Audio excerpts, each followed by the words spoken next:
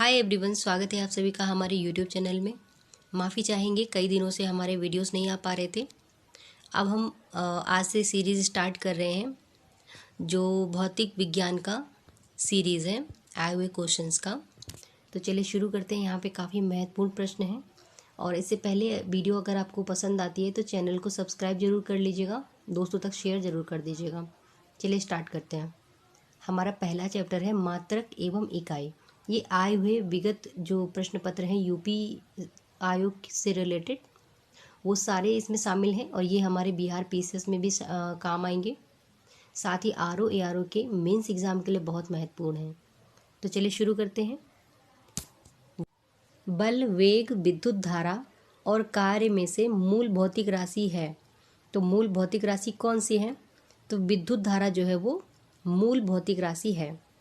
शक्ति का मात्रक है, क्या है? वाट। विद्युत शक्ति की इकाई क्या है? वाट। बल का मात्रक है न्यूटन। कार्य का मात्रक है जूल। आवृत्ति को किससे मापा जाता है? हर्ट्ज में मापा जाता है। चालक की वैद्युत प्रतिरोधकता की इकाई है, क्या है? ओम मीटर। क्या है? ओम मीटर।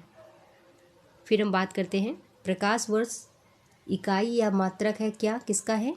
दूरी का है, ठीक है, डिस्टेंस का है। प्रकाश वर्ष वह दूरी जो प्रकाश एक वर्ष में तय करता है।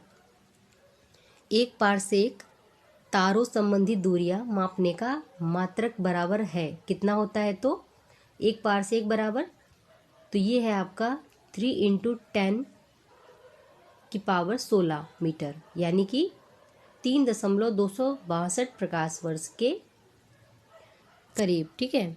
तो यहाँ पे 3 × 10 और ये 16, ये वाला जो है सूत्र याद करेंगे। फिर बात करते हैं पारसेक।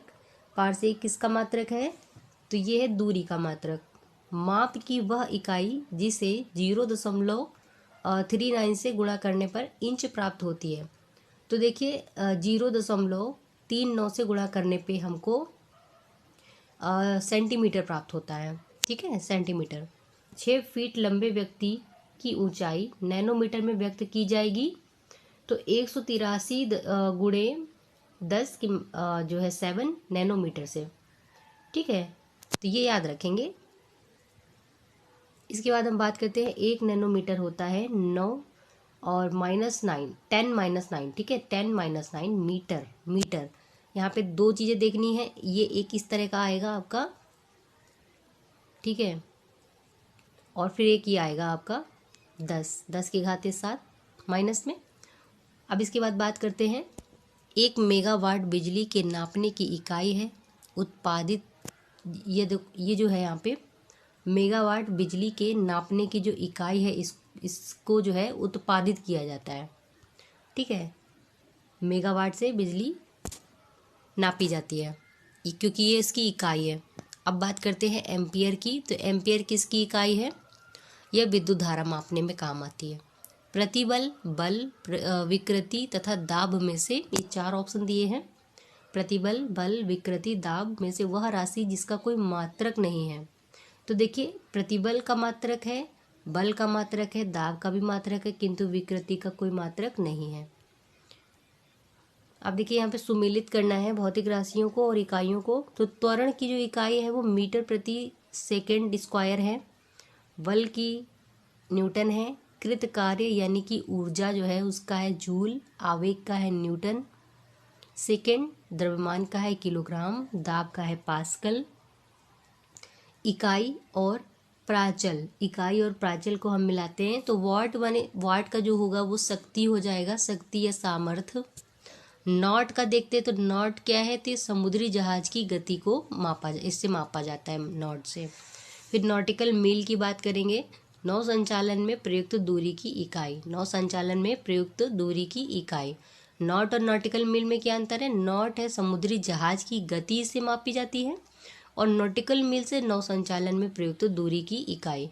कैलोरी ऊष्मा से संबंधित है, इसकी इकाई है। वोल्ट जो है वो विभवांतर है, इसकी इकाई क्या है? विभवांतर। फिर हम बात करते हैं सुमेलित कौन सा है, ये हमें देखना होगा। उच्च वेग जो है वो मैक से मापा जाता है, इसका जो इकाई है। एंगस्ट्रॉम क्या है? तरंग दैर्ध्य की इकाई है। किसके? प्रकाश के। प्रकाश के तरंग दैर्ध्य की इकाई एंगस्ट्रॉम है। और अब बात करते हैं एक हॉर्स पावर में कितने वॉट होते हैं? तो एक हॉर्स पावर में आपके 746 वॉट होते हैं। एक हॉर्स पावर में कितने वॉट होते हैं? 746 वॉट।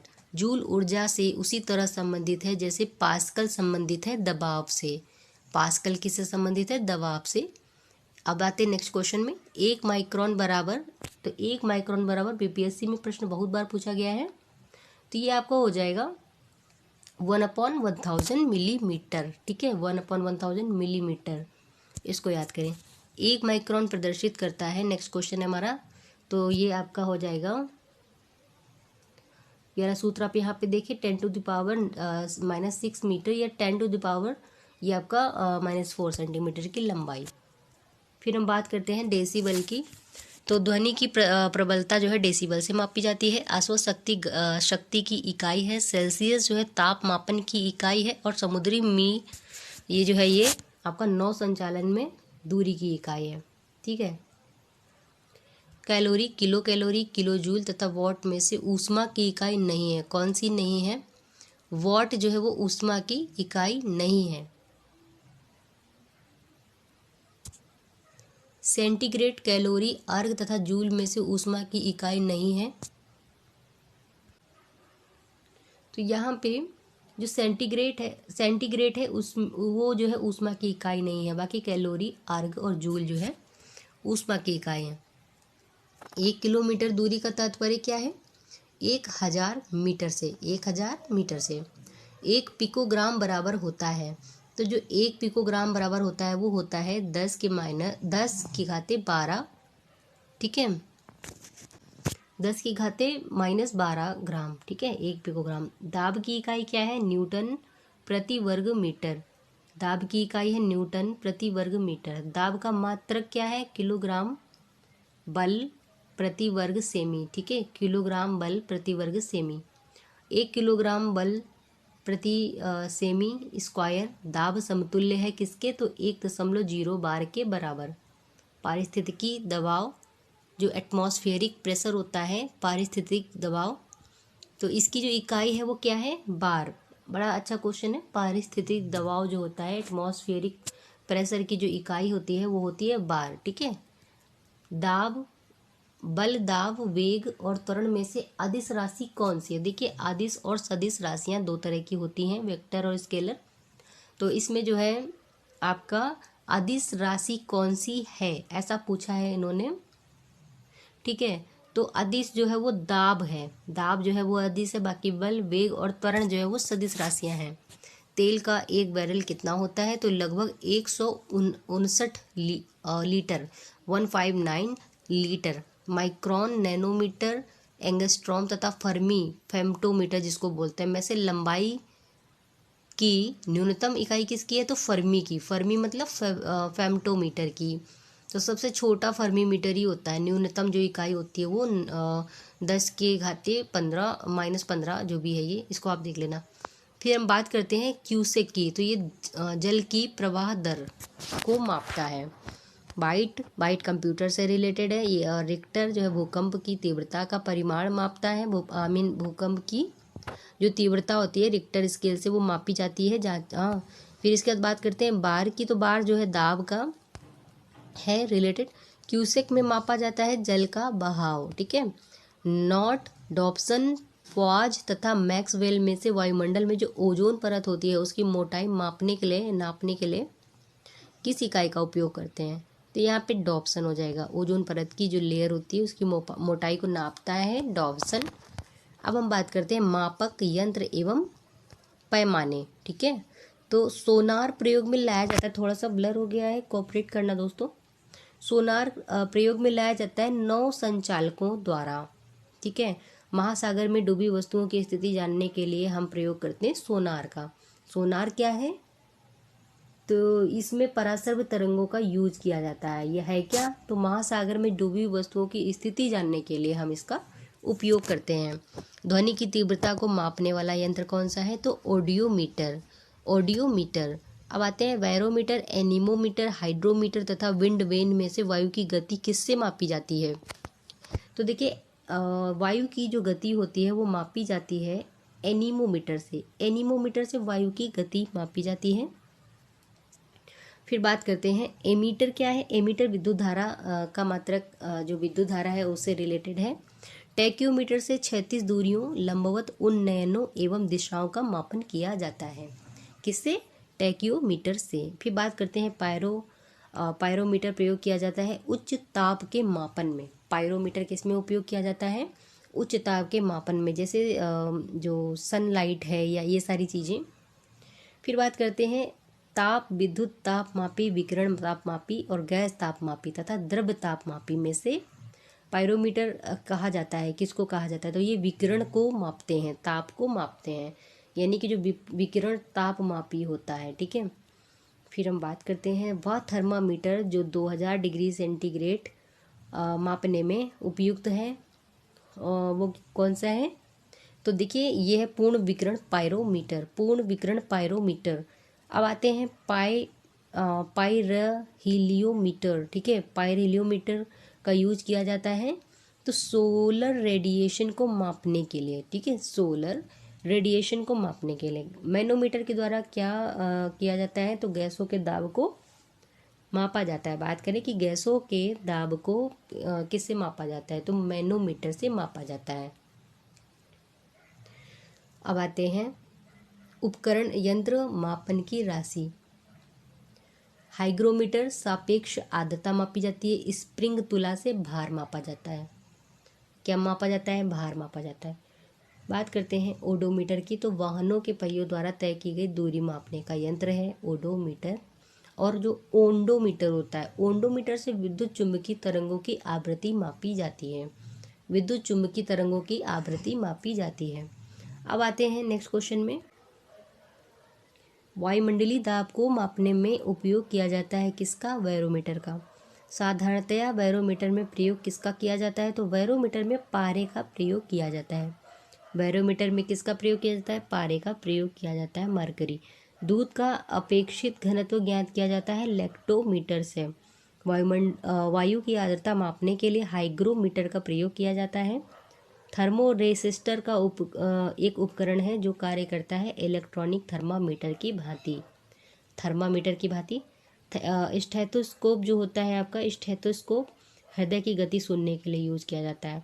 स्फिग्नोमैनोमीटर से जो रक्तचाप होता है उसको मापा जाता है। कैरेटोमीटर से सोने की शुद्धता का पता किया जाता है। कैरेटोमीटर से जो कैरेट्स होते हैं उसको। फिर लक्स मीटर से जो है प्रकाश की तीव्रता मापी जाती है। लक्स मीटर से प्रकाश की तीव्रता। और लक्स दाब नापने का जो यंत्र होता है, सॉरी यहाँ पे रक्त दाब है, ये काफ़ी ब्लर है तो समझ में नहीं आ रहा था। रक्त दाब नापने के यंत्र का जो नाम है वो है स्फिग्नोमैनोमीटर। रडार उपयोग किया जाता है रेडियो तरंगों द्वारा वस्तुओं की स्थिति ज्ञात करने में। अब आते हैं नेक्स्ट क्वेश्चन में। हिमनदी की चाल, जनसंख्या वृद्धि, भूकंप की तीव्रता तथा पृथ्वी के अंदर का तापमान में से रिक्टर पैमाने पर मापी जाती है। तो क्या मापा जाता है? रिक्टर पैमाने पे भूकंप की तीव्रता मापी जाती है। रिक्टर पैमाना मापने के लिए क्या प्रयोग किया जाता है? तो भूकंपीय लहरों का आयाम। भूकंपीय लहरों का आयाम। नेक्स्ट क्वेश्चन देखते हैं हम। सेल्सियस ताप से रिलेटेड है।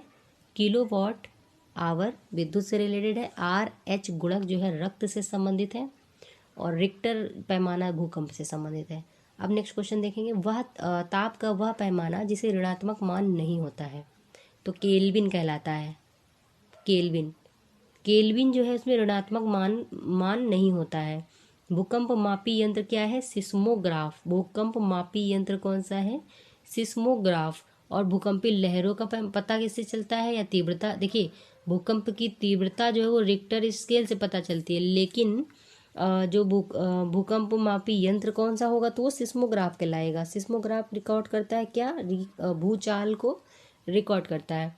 ऊंचाई अल्टीमीटर से रिलेटेड है। प्रतिरोध का मात्रक ओम है। फेदोमीटर समुद्र की गहराई मापता है। अल्टीमीटर ऊंचाई मापता है। बैरोग्राफ वायुमंडलीय दाब मापता है। मैनोमीटर क्या मापता है? दाब मापता है। मैनोमीटर भी जो है दाब मापता है। किसका दाब मापता है? गैसों का दाब मैनोमीटर मापता है। ठीक है। और कार्बोरेटर जो होता है वो आंतरिक दहन इंजन होता है। कार्डियोग्राफ हृदय की गति मापता है।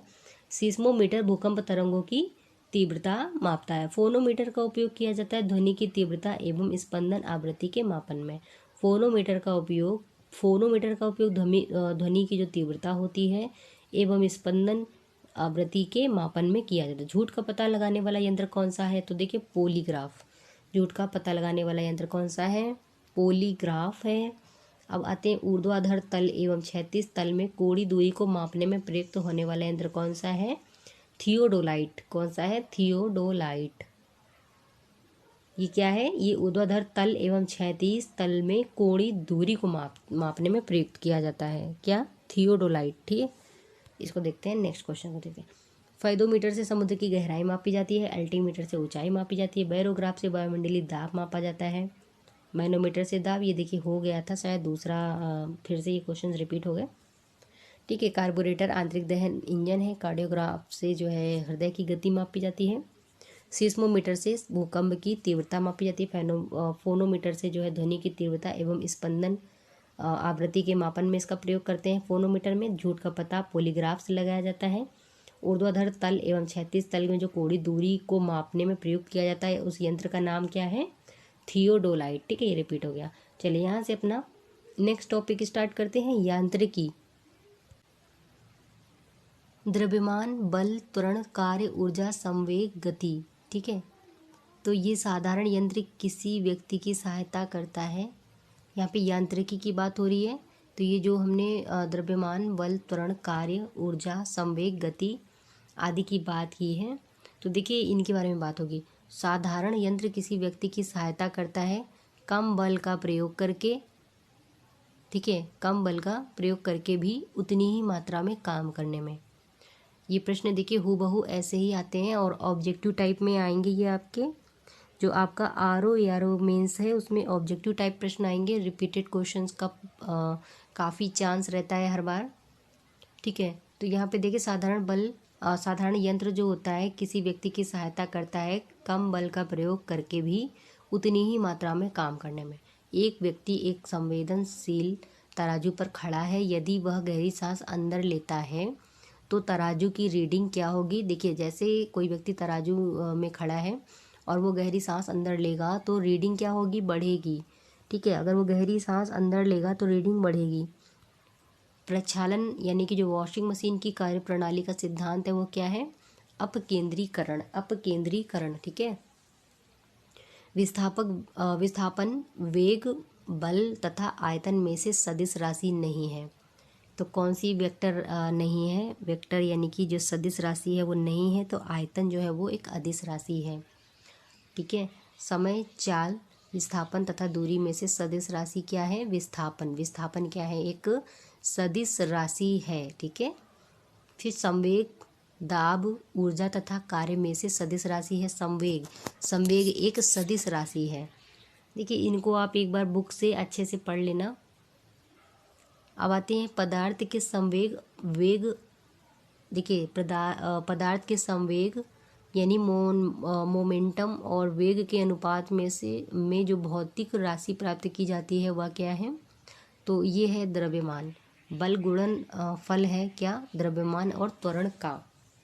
यदि किसी घन के आयतन और पृष्ठ क्षेत्रफल को निरूपित करने वाली संख्याएं समान हो तो उस घन के किनारों की जो किनारे हैं उनकी लंबाई माप की इकाई में कितनी होगी? तो 6 होगी। ठीक है, अब बात करते हैं ऊर्जा संरक्षण का आशय क्या है? ऊर्जा ना तो सृजन होता है ऊर्जा का और ना ही यह विनाश होता है इसका। हवाओं की ऊर्जा कैसी होती है? तो केवल गतिज ऊर्जा। वायु शक्ति यानी कि जो विंड पावर होता है उसमें ऊर्जा का तो जो रूप विद्युत ऊर्जा में परिवर्तित होता है वह होता है गतिज ऊर्जा। न्यूटन है, इनके गति के प्रथम नियम को क्या कहते हैं? तो इसको जड़त्व का नियम भी कहा जाता है। जो न्यूटन का गति का नियम है उसको पहला जो नियम है उसको जड़त्व का नियम भी कहा जाता है। फिर बात करते हैं अगले क्वेश्चन की। एक ट्रेन जैसे ही चलना आरंभ करती है उसमें बैठे हुए यात्री का सिर पीछे की ओर झुक जाता है। इसका कारण है स्थिरता का जड़त्व। अब आते प्रत्येक क्रिया के लिए एक समान और विपरीत प्रतिक्रिया होती है। यह नियम दिया था, न्यूटन ने दिया था। कथन ए, एक पूर्णतया संघर्षहीन पृष्ठ पर खड़ा एक व्यक्ति सीटी बजाने से अपने को गति में ला सकता है। यदि किसी तंत्र पर कोई बाह्य बल क्रियाशील नहीं है तो इसका संवेग h परिवर्तित नहीं हो सकता। तो देखिए दोनों सही हैं, किंतु इसका स्पष्टीकरण जो है वो सही नहीं है। सड़क पर चलने की अपेक्षा बर्फ पर चलना कठिन है। क्यों? क्योंकि बर्फ में सड़क की अपेक्षा घर्षण जो होता है कम होता है। भरी हुई गाड़ी को चलाने में उसे चलायमान रखने के लिए आवश्यक ताकत से अपेक्षाकृत अधिक ताकत से धक्का देना पड़ता है, क्योंकि एक बार गाड़ी चल पड़ने के बाद घर्षण कम होता है। एक मनुष्य स्थिर नाव से 5 मीटर प्रति सेकंड की चाल से कूदा और नाव 0.5 या 0.5 मीटर प्रति सेकंड की चाल से खिसकी तो नाव का द्रव्यमान मनुष्य के द्रव्यमान का कितना है? 10 गुना है। एक ट्रक, एक कार और एक मोटरसाइकिल की गतिज ऊर्जाएं समान हैं यदि समान अवरोधक बल लगाए जाएं और वे क्रमशः XYZ। देखिए 1 मिनट रुकेगा, ठीक है।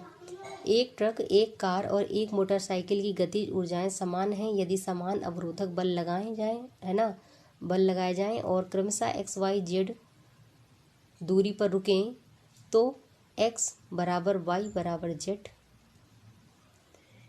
ठीक है, ये कुछ ऐसे प्रश्न हैं जो आए हुए क्वेश्चंस हैं। एक व्यक्ति कार में जो विराम से बैठा है, सड़क से कार के 4 पहियों में से प्रत्येक पर प्रतिक्रिया 4 R है। जब कार सीधी समतल सड़क पर चलेगी तो अग्र पहियों में प्रत्येक पर प्रतिक्रिया R से कम होगी। ठीक है, जो अग्र पहिए हैं उसमें। अब हम बात करते हैं अगले क्वेश्चन की। 2 समान द्रव्यमान की वस्तुओं की गतिज ऊर्जाओं का अनुपात 4:9 है, तो उनके वेगों का अनुपात कितना होगा? 2 समान द्रव्यमान की जो वस्तुओं की गतिज ऊर्जाओं का अनुपात जो है वो 4:9 है, तो उनके वेगों का अनुपात होगा 2:3।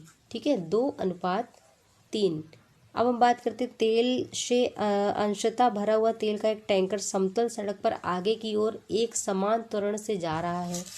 तेल का मुक्त पृष्ठ क्या है? तो देखिए क्षैतिज से इस प्रकार आनत होगा कि पिछले सिरे पर अधिक गहराई होगी। पिछले सिरे पर अधिक गहराई होगी। निम्न कथनों पर विचार करें। एक तीक्ष्ण वृत्ताकार पथ पर तीव्र गति से जाता हुआ 4 पहियों वाला वाहन। ठीक है, तो यहाँ पे बताना क्या है कि इनमें से सही कथन कौन सा है।